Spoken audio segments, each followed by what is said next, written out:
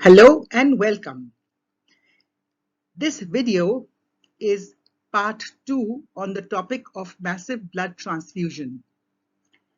You will need to see part 1 of the video, the link for which is provided below in the description box. This video will further help the viewer to understand the pathophysiology underlying the hemorrhage as well as the replacement with blood. It will inform about some potential consequences of transfusing massive amounts of blood and principles on how to safeguard the patient. Please be reminded that severe hemorrhage is a very serious emergency, and senior obstetricians as well as intensivists and anesthetists should be contacted immediately for guidance.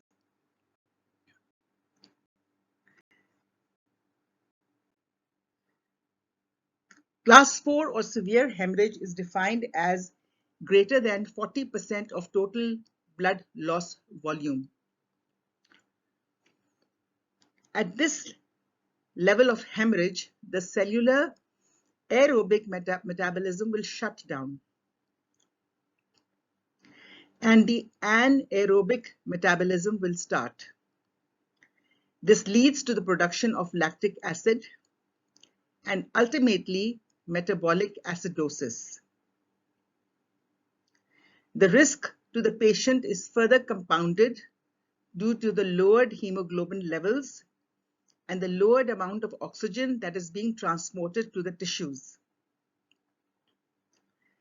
The risk is very high for organ failure, coma, and death, unless there is timely implementation of life-saving interventions. The chief intervention here is massive blood transfusion. There are 3 key steps in the management of massive blood loss. Number 1, initial resuscitation, which includes the arrangements for blood transfusion as well as sending blood and urine for lab investigation. Secondly, massive blood transfusion to revive the patient and to stabilize the patient. And thirdly, surgical intervention to stop the bleeding. Even though sometimes the surgeons and the obstetricians will be in a hurry to go and intervene and surgically stop the hemorrhaging blood. But remember, unless the patient is stabilized, unless the patient's acid-base balance is resuscitated, surgical intervention can cause major harm to the patient.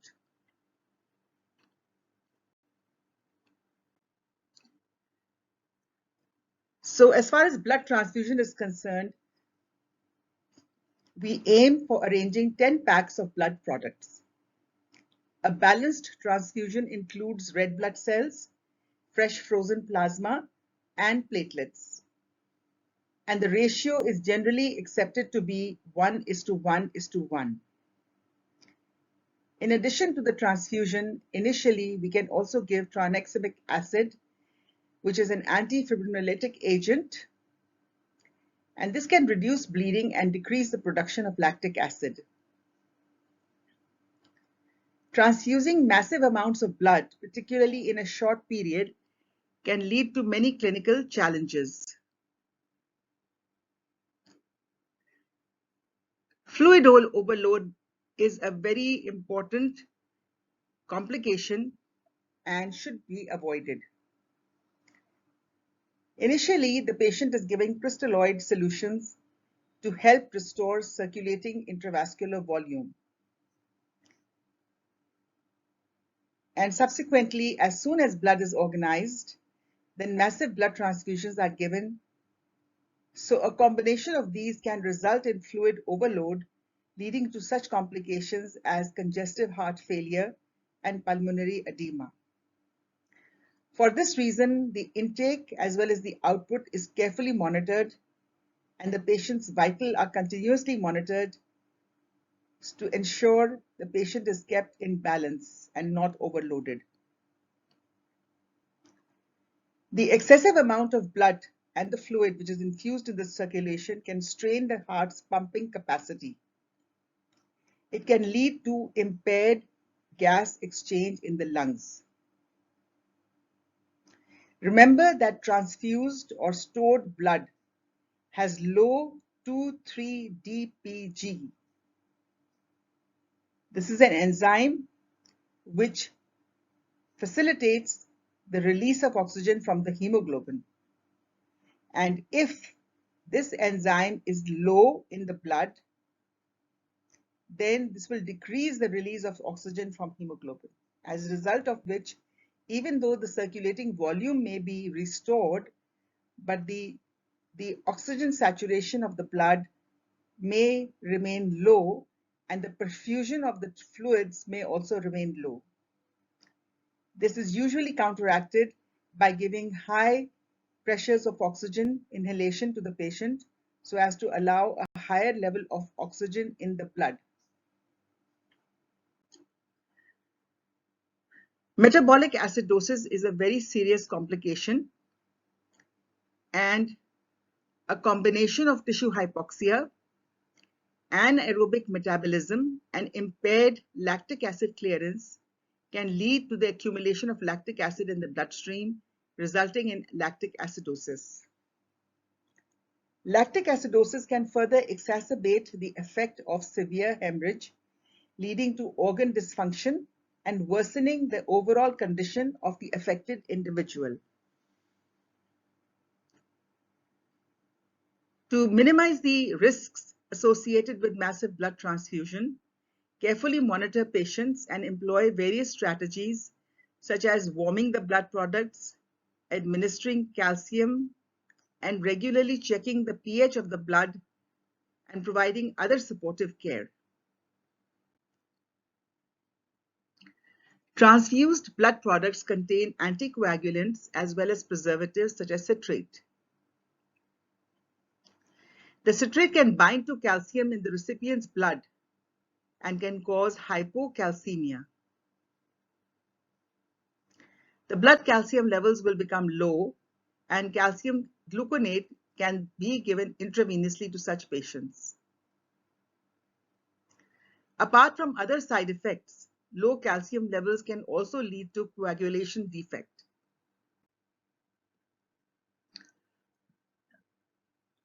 Stored blood contains higher levels of potassium, and massive transfusion causes hyperkalemia. This is a severe medical condition which can lead to abnormal heart rhythms and other complications if not promptly treated. The treatment for hyperkalemia aims to reduce potassium levels in the blood and stabilize the heart rhythm. The treatment of this condition is in the scope of the medical intensivists, and treatment will depend upon the severity of hyperkalemia and any underlying medical conditions. Once the patient has recovered, then post-hemorrhage, the potassium levels should continue to be monitored for at least 24 to 48 hours after the event.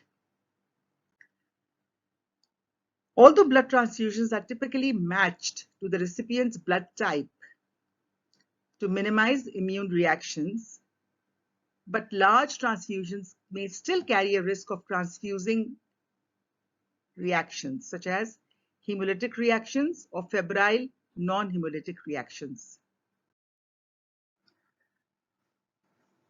Despite strict screening and testing procedures, there is always a risk of transmitting infections through blood transfusions, especially when administering large amounts of blood from multiple donors.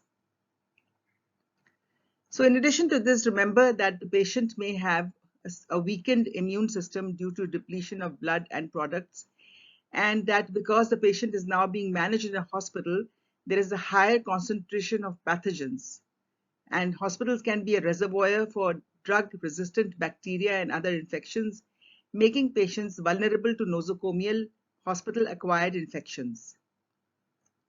Invasive medical procedures are being performed on the patient in the form of cut-down or intravenous lines or Foley's catheterization, and all these invasive medical procedures also carry a risk of infection.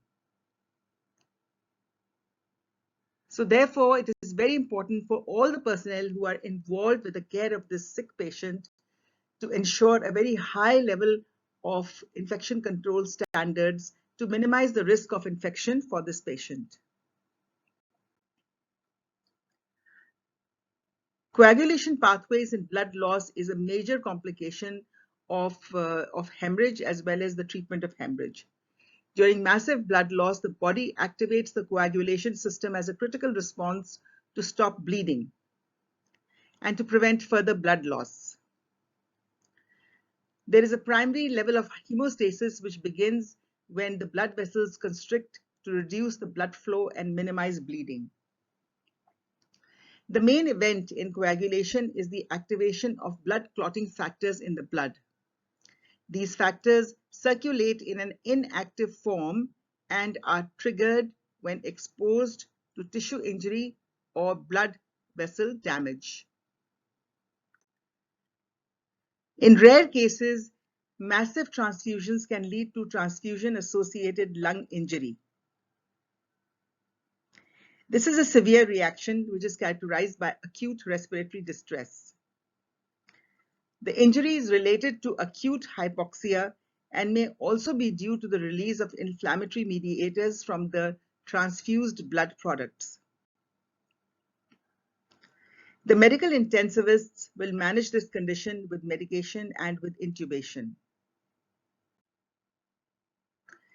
Many patients with acute blood loss anemia are also susceptible to hypothermia, which can lead to coagulopathy.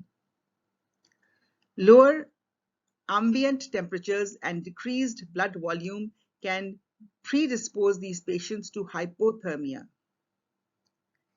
Hypothermia reduces the efficacy of both the coagulation cascade by reducing the enzymatic activity of coagulation proteins and platelet plug formation. At 34 degrees centigrade, effects on coagulation begin. And at 30 degrees centigrade, there is approximately a 50% reduction in platelet activation. So in summarization, for patients with severe hemorrhage, we need to have early recognition of the patient who is hemorrhaging. We need to make sure that resuscitation is taking place and mobilization of all resources to help the patient. Make arrangements for massive blood transfusion and deal with the complications of massive blood transfusion. And also make arrangements for surgical intervention and post-operative care. Institutions can prepare for handling massive transfusion in an obstetric emergency. The institution must ensure a blood bank is available to deliver blood in an emergency. Operating services are available throughout the day and every day of the year. The operating services are present 24 hours of the day, and they are equipped with the machines, the drugs, and the staff to operate optimally at any time. The OBGYN department is responsible for ensuring local protocols are in place and all the staff looking after patients in the ward are aware of what to do in an emergency. All these initiatives required planning and implementation with constant monitoring and improvement in their services.